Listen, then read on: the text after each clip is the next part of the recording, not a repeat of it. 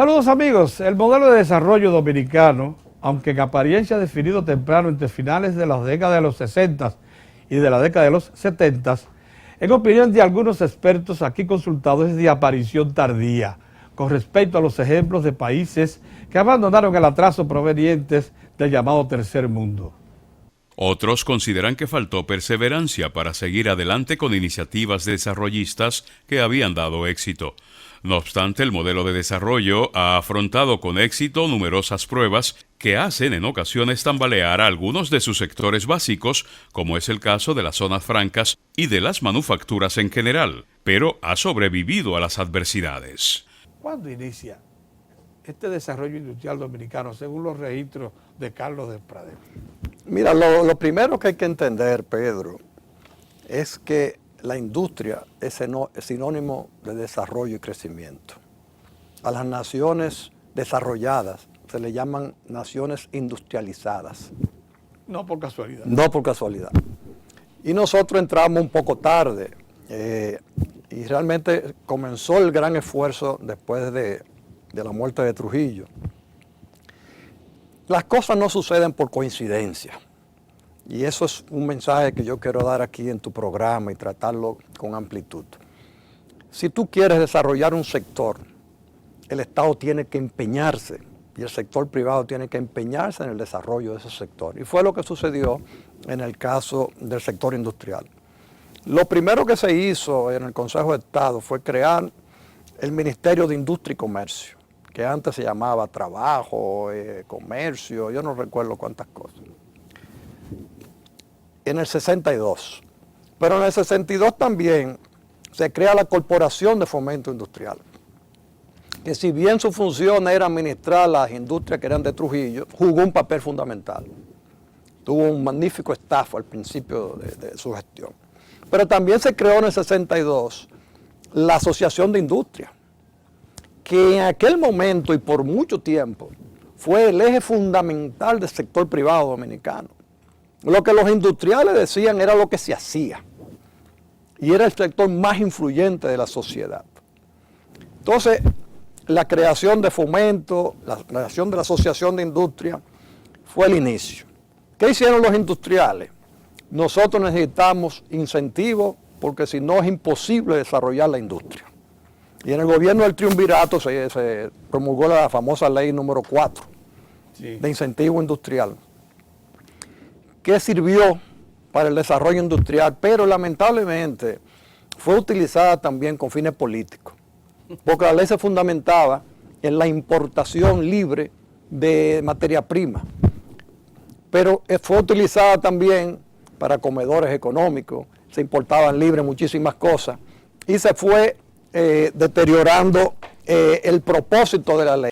También hay quienes le atribuyen al modelo la afectación de la arritmia o falta de perseverancia en lo que se consideró bueno para el país en su momento, pero que luego se abandona.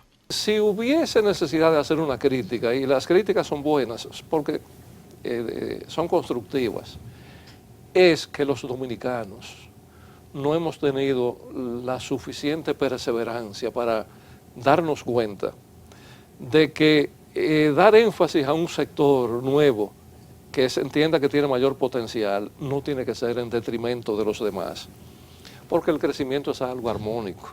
No puede crecer una parte, que crezca la cabeza de un ser humano sería muy desproporcionado, que crezcan los brazos, lo que sea. ¿Usted interpreta algún momento en el tiempo en que se hizo así? O sea, que se detuvo un sector para darle paso a uno nuevo. Yo creo que es parte de la evolución de la economía dominicana. Vamos a ver. Bueno, es parte de la evolución. El sector agropecuario en una época fue muy relevante, luego perdió importancia con respecto al sector emergente que era la industria. La industria a su vez perdió importancia con respecto al sector emergente que era el turismo. Y el turismo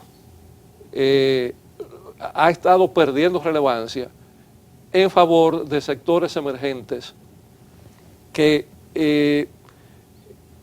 son una incógnita. Son una incógnita en el sentido de que son sectores que tienen más que ver con la economía local que con la internacional.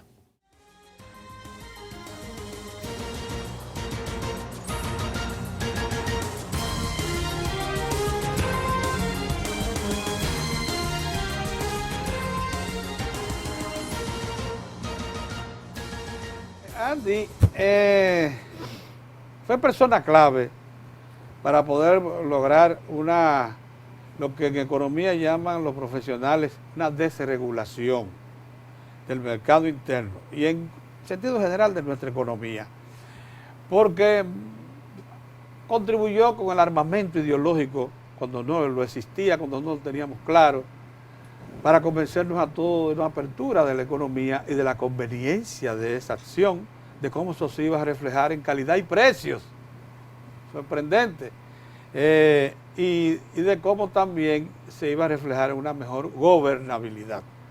Cosas que comprobamos con el tiempo, porque si él nos lo predicó, finalmente materializaron de esa manera. Bueno, Andy, ¿por qué crees que tomó tanto tiempo a nosotros los dominicanos?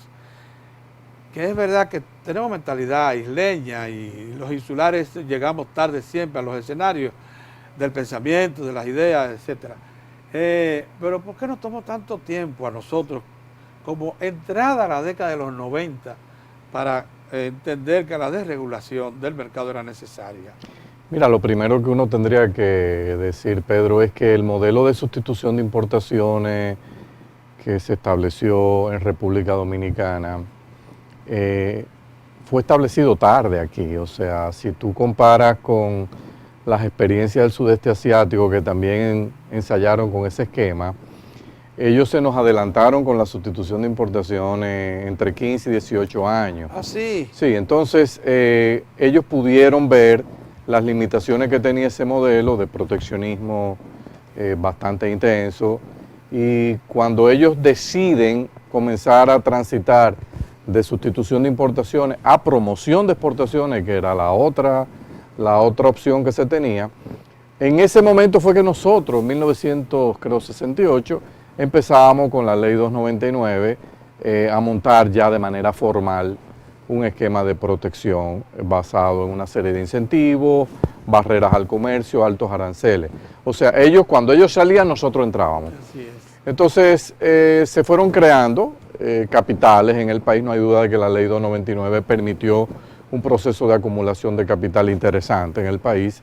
Se fomentaron ciertos nichos en la industria, donde diferentes grupos empresariales comenzaron a controlar espacios importantes del mercado interno. Gracias a la barrera arancelaria y no arancelaria, ellos disfrutaron durante un buen tiempo de altos niveles de protección. Eso les permitió acumular, y esa situación de beneficios adquiridos, de intereses creados, hasta cierto punto fue convirtiéndose en una especie de barrera para que en un futuro se pudiesen hacer reformas, porque desmontar intereses en cualquier sociedad, hacer reformas que alteren el esquema de distribución de renta, obviamente que es un proceso doloroso, es un proceso que tiene costos, y la clase política en el país tradicionalmente ha sido muy cuidadosa en cómo administra ese proceso de distribución de costos derivado de reformas. En algún momento muy dependiente. También, pero no se podría decir eso del presidente Balaguer. Yo no me atrevería a decir eso, que el principal responsable de comenzar a desmontar ese esquema fue el presidente Balaguer, y estuvo más motivado quizás por la crisis macroeconómica de aquel. Entonces tú recuerdas 1988, 89, 90, los grandes déficits fiscales, la gran inflación, la caída de los ingresos fiscales. Y ante un momento de desesperación, el presidente Balaguer, escuchando propuestas, por ejemplo, que venían del PNUD, del Programa de las Naciones Unidas, que tenía un acuerdo con la Universidad de Harvard, que pudo aglutinar un equipo de expertos fiscales de categoría mundial.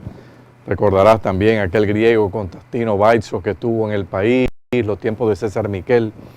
Y a partir de ahí se armó, a través del Secretariado Técnico de la Presidencia, estaba José Antonio Herrero, un economista cubano brillante que residía en República Dominicana y estaba trabajando en Ucamaima. Lograron armar todo un esquema de reforma que comenzó con el desmonte de los aranceles, en septiembre del año 90, con un decreto, ley del presidente Balaguer. Yo recuerdo que estaba en Palacio ese día que el presidente Balaguer anunció eso, que eso iba por decreto, y tenía un industrial a mi lado que me decía, pero Andy, no entendí, ¿cómo que esto entra el 15 en vigencia ahora, el 15 de septiembre? Pero eso tiene que ir al Congreso. Digo, no, es que él está diciendo que lo va a pasar por decreto. En el fondo ellos saben que si lo meten al Congreso, eso se va a dilatar mucho tiempo ahí y no pueden esperar. Entonces, de manera administrativa van a iniciar con la reforma y después esperarán la aprobación. Pero eso es inconstitucional. Digo, puede ser, pero ya es una decisión que tomó el Ejecutivo. Sería bueno que ustedes le digan a él que eso es inconstitucional. Y ahí mismo se acabó la discusión porque no le iban a tocar ese tema. Después de todo, el golpe no era tan dramático porque no olvides que aunque los aranceles eran muy altos, aduana antes del decreto calculaba los impuestos sobre la base del 1 por 1. Ah, sí, sí. Claro, entonces cuando se mete, cuando se mete la baja arancelaria, eso lo recuerda muy bien Kuki Giuliani, cuando se mete la baja arancelaria dramática, al mismo tiempo se metió en aduana la tasa de cambio del mercado libre para liquidar. No satisfizo a Giuliani, porque Giuliani, a Héctor, Sí. que esperaba una mejor repercusión. Bueno, pero las recaudaciones, tú recuerdas que volaron, o sea, Sí. el presidente Balaguer se sintió muy contento porque la reforma arancelaria, en vez de tumbarle las recaudaciones, se la aumentó, le ayudó a reducir el déficit fiscal, la inflación se dio. La inflación se dio. En esos momentos yo creo que ya, no sé si estaba ya Toral en el Banco Central, no recuerdo, pero creo que sí.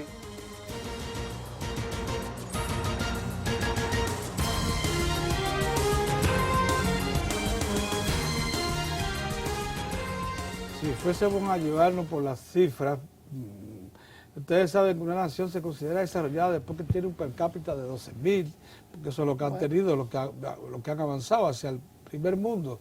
A partir de $12.000 por persona, en una economía comienza a considerarse entrando a la zona del desarrollo.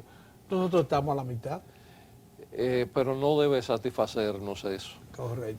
Obviamente, si comparamos un siglo atrás, 50 años atrás, obviamente que ha habido un adelanto notable, muy considerable. Sí, así es. En el año 2012, este modelo de desarrollo económico que referimos es el responsable de un Producto Interno Bruto que suma el equivalente a $60.000 millones, 60 veces más que los casi $1.000 millones de 1962. Carlos, yo preferiría que pasemos revista, entonces, ¿cómo impactó la industria desde que surge en el Producto Interno Bruto?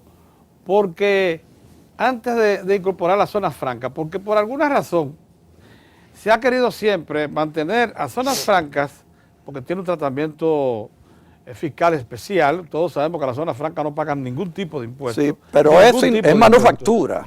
Pero es manufactura, no olvidemos eso. No olvidemos. Sin embargo, la industria, la manufactura dominicana, la que se dedicaba al mercado interno y también a exportación, porque había algunos sobrantes que se exportaban. Obviamente.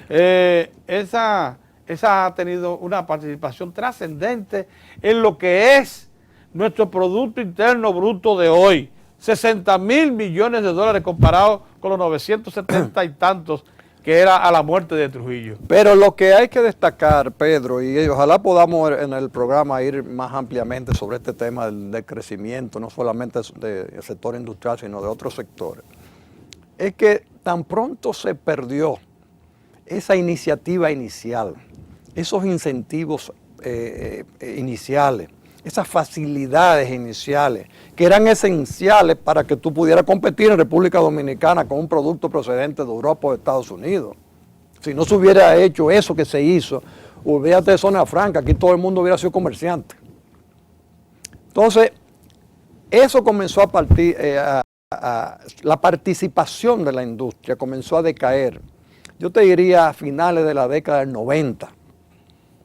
Principio del 2000. Pero ese gráfico que usted tiene muestra, sin embargo, que hubo un momento, ¿en qué año es tan alto como esa participación? Eso es 98-99. Cuando adquiere el 30 y tanto por ciento del Producto Interno Bruto, ¿en qué año es? O esos son el periodo 1970-1985. De 70 al 85 tenía más de un 30%. No, y es porque es mi serie, pero también si tú lo echas un poco para atrás, en los años últimos de la década del 60 también. O sea que comenzó con fuerza, un sector que comenzó inmediatamente. Es que le dieron todas las facilidades y el sector público y privado enfocó sus actividades en el sector industrial. Pero hay un punto de inflexión que es aquí cuando comienza a bajar.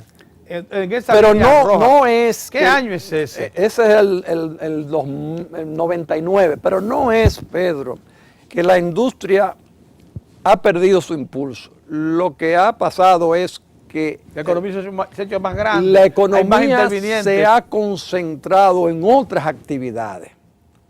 Pero lamentablemente esas otras actividades en los últimos 15 años no son generadores de riqueza primaria. Porque cuando tú desarrollas la telecomunicación es un sector de soporte de los sectores productivos. Cuando tú desarrollas el sector financiero es un sector de soporte de la actividad económica, el seguro, etc. Pero en los últimos, no sé, 13, 14, 15 años, lo que se ha puesto énfasis en la economía dominicana es el desarrollo de actividades que no son productivas primarias.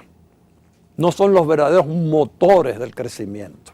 Como se ve en este cuadro, solo en los años de fuertes crisis de suministro interno, combinados con decrecimiento de la economía nacional, hubo superávit de la cuenta corriente de la balanza comercial. Si se fueran a cumplir las premoniciones de los principales gremios empresariales del país, la economía nacional y, por tanto, el actual modelo económico debió haber colapsado hace décadas. Con ello queda demostrado que nuestra economía crece, aunque acumule un déficit en las cuentas comerciales, lo que se explica por la fuerte dependencia de la economía internacional.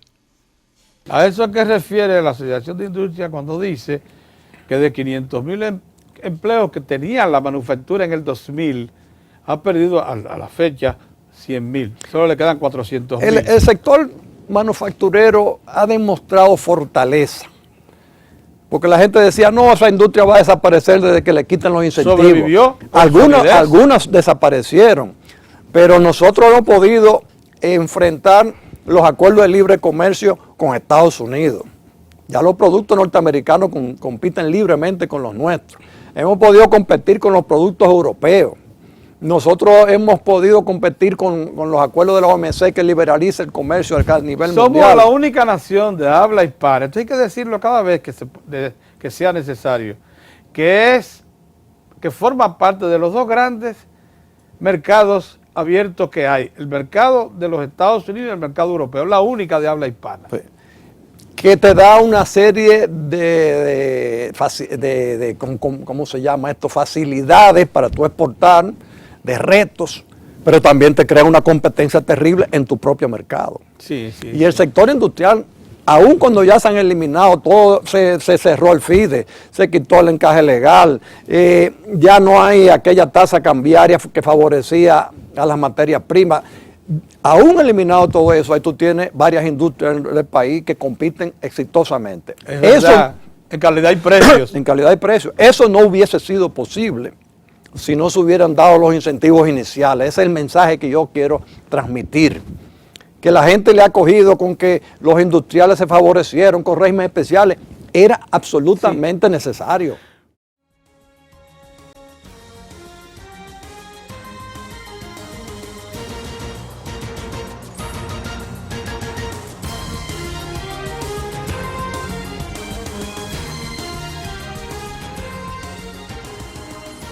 Cuando uno ve, pasado el tiempo ya, uno tiene que reconocer primero que muchas industrias nuestras, quizá en un principio con mucho temor, pero con el tiempo se fueron acomodando a las nuevas reglas, fueron mejorando la calidad de la presentación de sus productos, aumentaron la variedad, crearon divisiones de comercialización interesantes, donde formaron alianzas estratégicas con multinacionales para ellos traer parte de los productos que antes envasaban aquí o producían aquí lo traían directamente, y entonces hicieron una mezcla interesante y lograron los grupos industriales grandes preservar posiciones porque tenían unas enormes ventajas de los canales de comercialización y distribución y le sacaron rentas ahí bien hechas. O sea, además de que hicieron contacto con las transnacionales grandes y recibieron refuerzos gerenciales sí, que se instalaron aquí. Claro. Y comenzaron a hacer apreciación más directa del mercado. Y el consumidor, como tú bien dices, se benefició. Hubo bajas de precios sustanciales. Calidad y precio. Calidad, variedad, una mejor atención. Un sector que no se dio cuenta del golpe de la reforma. Yo recuerdo que con mi padre, yo siempre le decía, mira, papi, tú pensarás que quizás esta reforma a quien va a golpear preponderantemente es al sector manufacturero industrial. Esta reforma le pone presión a todo el mundo.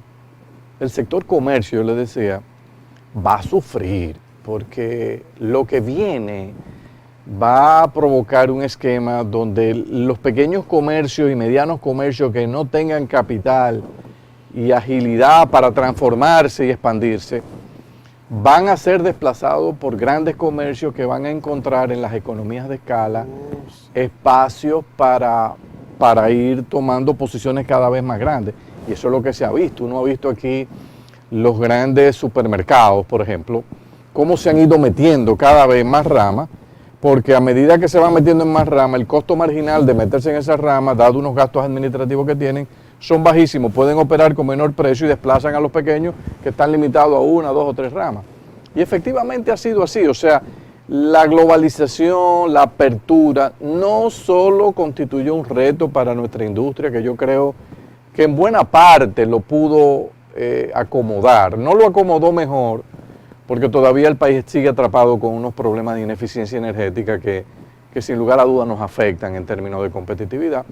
Pero a pesar de todo eso, a pesar de las rigideces de nuestro mercado laboral, que es un tema pendiente de la reforma que va a haber que abordar con el tiempo, yo entiendo que el sector industrial más o menos se acomodó. El sector comercial, algunos lograron dar el brinco, otros no, y con el tiempo probablemente lo veremos perder importancia en el mercado. Es algo que el gobierno tiene que saber que va a ocurrir. Y nada, yo creo que ha sido una experiencia rica, como tú bien dices, una pena que comenzamos tarde con esta reforma. Si tú tomas el caso de Singapur, el caso de Taiwán, mismo Corea del Sur, ellos tuvieron sus esquemas proteccionistas muy temprano y dieron el giro muy rápido. Nosotros empezamos tarde y nos dilatamos, Al comenzar en el 90... teníamos 10 y 15 años de atraso. Sí, claro, ya venía el esquema de promoción de exportaciones operando en el sudeste asiático 14 o 15 años. Y no solo eso, que allá las industrias fueron muy agresivas con el gobierno en exigirle la reforma educativa. Una de las cosas que uno advierte en el sudeste asiático es que los empresarios allá desde temprano se dieron cuenta que su futuro en el mercado mundial iba a depender de cuán calificada fuese su mano de obra. Lamentablemente aquí yo siento que nos tomó mucho tiempo darnos cuenta de eso. Fíjate que la lucha por la inversión en educación más intensa es de hace pocos años. Durante aquellos momentos no se pensó en la importancia para la industria, por ejemplo, de tener mano de obra altamente calificada. Y entonces ahora nos encontramos que en esos nichos nosotros no podemos entrar. Tú te vas a países como Chile y Costa Rica, por ejemplo, están muy metidas en toda la industria de desarrollo de software. Y tú dices, pero ¿y por qué ellos sí, nosotros no? Bueno, porque ellos temprano entendieron la importancia de estar metidos con la reforma educativa, nosotros no. Mención especial respecto a la solidez y permanencia en el tiempo del modelo merecen las remesas en monedas duras de la diáspora criolla, que en más de 1 millón de personas se ubican en territorio de Estados Unidos, Puerto Rico, Venezuela y varias capitales y ciudades importantes de Europa. Sus aportes anuales se aproximan a los 4.000 millones de dólares. Las remesas, lo mismo que la inversión extranjera directa, han venido a sustentar una de las particularidades del modelo, que por ser dependiente de materias primas y productos semi-elaborados extranjeros, se apoya en un persistente e histórico déficit en la cuenta corriente de la balanza comercial. En los últimos tiempos, los sectores más involucrados con el desarrollo nacional, los involucrados directamente, estamos hablando aquí de los gremios empresarios más importantes, Consejo Nacional de la Empresa Privada, Asociación de Industria de la República Dominicana. En los años 60 también. Sí, que ya existía con otro nombre, pero en los últimos tiempos estos grupos de empresarios y algunos economistas y también centros de estudios económicos han dicho que el modelo está agotado y que por tanto al modelo necesita cambios. Una de las cosas que yo siempre como reportero he llamado la atención es que nunca han dicho de cuáles cambios, tan solo han dicho cambios.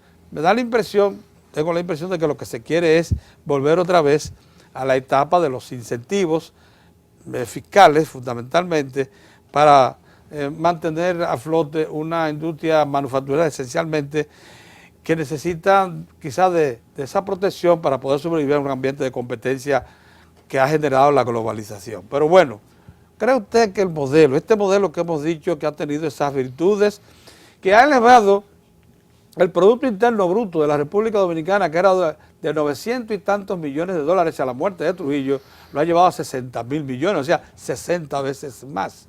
Bueno, ese modelo está agotado. Mira, pretender que un modelo sea eterno, eso no está dentro de la lógica de ningún modelo. O sea, todos los modelos requieren de alguna renovación. O ajustes. O ajustes. Y lo que no lo hacen, bueno, pues simplemente desaparece. Tú conoces el modelo socialista, ¿no? Cómo el modelo socialista se anquilosó, ¿no? Y por eso fue sustituido, ¿no? De manera que yo pienso que el modelo, si es que se puede definir un modelo propiamente de desarrollo dominicano, en un principio yo separaría lo que es el crecimiento del desarrollo. A lo largo de estos últimos 50 años, la economía dominicana, como tú lo destacas en la reseña, ha sido una de las economías líderes en crecimiento en América Latina. A punto de acumular un per cápita de encima de 5.700 dólares. Actualmente. Actualmente. Pero ese per cápita, si tú tomas el año 2000, está más que duplicado. Más que duplicado. En apenas 10 años de esta época, de esta década, de este siglo, ¿no? Pero ese modelo que nos ha permitido crecer a más de un 5% en 50 años, en el largo plazo, que ahí donde sorprendente. Ahí donde, sí, por encima de la media de América Latina, ¿no? Sin embargo, con todo y que hemos logrado digamos que buenos niveles de acumulación del capital, eso es innegable, eso está a la vista, ¿no? Tiene sus sesgos, si se quiere, en lo que es la distribución. O sea, se ha creado riqueza. Como tú bien destacas, el per cápita de la economía dominicana, en este momento, en tan solo 10 años, más que se ha duplicado. Y debe ser el más alto de toda Centroamérica y Caribe, a excepción de Panamá, que por Costa Rica puede ser que nos aventaje Costa Rica un poquito, ¿no? Muy lejos todavía. Estamos entre los más altos de la región, excluyendo algunas islitas caribeñas, por supuesto, ¿no? Y incluyendo los caribeños, que son 50, 60 mil habitantes, que si tienen unos ingresos importantes. Y son posesiones, básicamente, territorio, ¿no? Todavía en condiciones semicolonias, ¿no? Entonces, en el caso específico del modelo de crecimiento de la economía dominicana, sí hay frutos, hay logros, ¿no? Basados, como tú bien destacas, en esos grandes sectores de la economía. Esos son los sectores, de una u otra forma, con alguna que otro matice, con algunos que otros cambios. El sector azucarero, lógicamente, no es lo que fue en los años, lo que todavía era en los años 60 y aún en la década del 70, que yo te diría, ese sector, esa base económica tradicional fue la que sustentó digamos, la renovación de la economía dominicana, lo que fue el desarrollo del turismo. ¿De dónde emerge el turismo? ¿En qué se sustenta? En ese sector tradicional. Y de la penalidad que hay del 36% que se le Exacto, fue en ese sector que se basó lo que fue el desarrollo y el impulso de los demás sectores. Entonces, el modelo o esa economía ha permitido un crecimiento. En los últimos 8 años, la inversión extranjera directa ha representado más de 2.500 millones de dólares por año en promedio, y en el 2012 rompió récord histórico con más de 3.000 millones de dólares. En esta primera década del siglo XXI, cuando los conceptos neoliberales entran en quiebra y la globalización expone todas las debilidades del capitalismo hipertrofiado, cuando un modelo concebido y desarrollado por dominicanos, aprovechando puntuales asesorías de organismos multilaterales, logra implantarse y tener éxito. Pero aquí se ha desarrollado no el área que conviene al país, sino el área que ha sido rentable para que el sector privado pueda invertir, y de ahí entonces el gobierno se ha convertido en un sostén de esa iniciativa privada. Miren, planteado, ese es el diagnóstico que hemos hecho. O sea, es indiscutible que se concentró la mayor parte del desarrollo manufacturero, principalmente en la capital. Pero uno ve también, en cierto modo, que Santiago y sus gestores tradicionales han perdido terreno. Sí. Te lo quiero decir con claridad. Sí, así es. Por ejemplo, la familia León Jiménez transa buena parte de sus inversiones con el capital extranjero. Así es. Tanto en cigarrillos como en cervezas. La familia Brugal, vamos a ubicarlo entonces en el Cibao, transa su tremenda empresa también con extranjeros. La Ucamaima, antiguo Ucamaima, que ahora es Pucamaima, fue tan previsora que se preparó para que en la década gloriosa, yo la llamo la década gloriosa de los 70, que es cuando maduran las políticas públicas que se diseñan en el segundo lustro de los 60. La Ucamaima fundó la Facultad de Ingeniería de Minas. Sí. Y por tanto es la principal suministradora de Falconbridge Dominicana y de Rosario Dominicana, dos grandes desarrollos que fueron emblemáticos de la economía dominicana de la década de los 70 y los 80. Pero luego la sierra, en el momento en que precisamente la minería toma un segundo aire. O sea, parecería también que quienes estuvieron diseñando en gran medida lo que era la planificación de desarrollo cibaeño, como que perdieron la ofensiva y han cedido terreno. Mira, el padre del desarrollo del Cibao es don Víctor Espaillat Mera. Sí. Que fue el hombre... Revisor. Sí, y que puso en el mapa nacional a Santiago. Desgraciadamente, y esto es una crítica a mi ciudad, a mi región, que la defiendo con uña y diente, y por eso ni siquiera he venido a vivirme a la capital, me he quedado en Santiago y allá voy a morir cuando tenga que morir. Pero las generaciones futuras, las generaciones después de esos viejos, no han sabido continuar con esa política. Y de pronto surgió una nueva gestión económica de personas sin abolengo en el Cibao y que no venían de las familias tradicionales empresariales. Pero igualmente exitosas. Correcto, correcto. No, y son ahora las que han llevado en sus hombros el desarrollo y el impulso que ha tenido Santiago y el Cibao en estos momentos. Pero a las familias tradicionales de los Espaillat Mera, de los Cabral, de los Tavares, fueron sustituidos por los García, una familia que venía de pobre, por los Estrella, de una familia pobre, por los Capellán, de una familia pobre, de Clase, de una familia pobre, pero hoy son la cabeza visible de el desarrollo que está teniendo Santiago y digamos, la vinculación que tiene, no solamente ya el sector industrial, sino en todos los sectores, los servicios y hasta en la comunicación. Pero, por ejemplo, ese sector de Zona Franca, que fue muy golpeado hace, digamos, unos 7 u 8 años atrás, hoy ha sido un momento de recuperación. Está en un segundo aire. ¿Quiénes lo han dado? Lo han dado precisamente ellos. ¿Los que confiaron? Los que confiaron, pero con un impulso, y esto también hay que decirlo, del gobierno del presidente Fernández. Sí, así es. En un momento en que el sector Estado. Estaba completamente caído, en el suelo. Sí. Sin embargo, no supieron utilizar esa ayuda del gobierno del presidente Fernández. Y hubo algunos que utilizaron eso para beneficio particular y para resolver otros problemas. Afortunadamente... Muchos no han devuelto siquiera el dinero prestado. Así es. Entonces fue una burla a una buena intención del presidente Fernández. Pero yo creo que la zona franca, con este segundo aire que están teniendo, pueden salir. Pero quiero decirte algo. O sea que se puede recuperar el terreno perdido. Sí, pero déjame decirte algo. A un grupo de empresarios, nosotros les sugerimos, digamos 10 años atrás, antes de la crisis. Yo tengo 26 años siendo profesor de economía de la Pucamaima y una de las materias que imparto es precisamente comercio internacional. Y le habíamos advertido que la competencia de República Dominicana en el sector textil iba a ser China y que deberían de tener cuidado con China.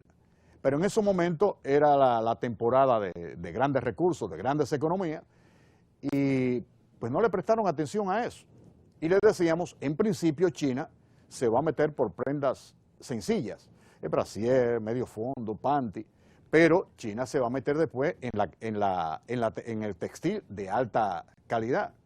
Y no le tenían miedo. El tejido de punto. Así es, no le tenían miedo hasta que entonces China invadió los mercados y eso fue parte de la crisis previsible que tenía Zona Franca y que no lo quiso prever.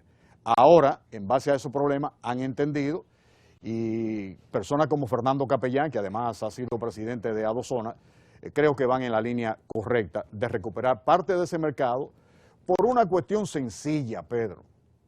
Lo que tenemos o que debemos de tener presente son las ventajas comparativas. Y la ventaja comparativa lo que te dicen es qué tú puedes producir que otros no produzcan. O qué tú puedes producir que produzca mejor que los demás. O que pueda entregar más rápido. Así es. O que correspondan más a las expectativas del mercado, que ya no almacena tanto como antes. Así es. Sino que lo que ofrece son productos de temporada, con diseños específicos. Así es. Ya hay prácticamente cero almacenaje. Entonces cuando tú dices, bueno, si vamos a ventajas comparativas, yo no puedo producir lo que yo crea, ni lo que yo quiera, es lo que me está diciendo el mercado. Así. Las distintas etapas que recorre el modelo, los verdaderos enclaves en los cuales se sustenta, lo mismo que la demostrada capacidad que muestran sectores básicos para compensar a los otros que entran en crisis, serán motivo de atención de las entregas que haremos en los próximos días.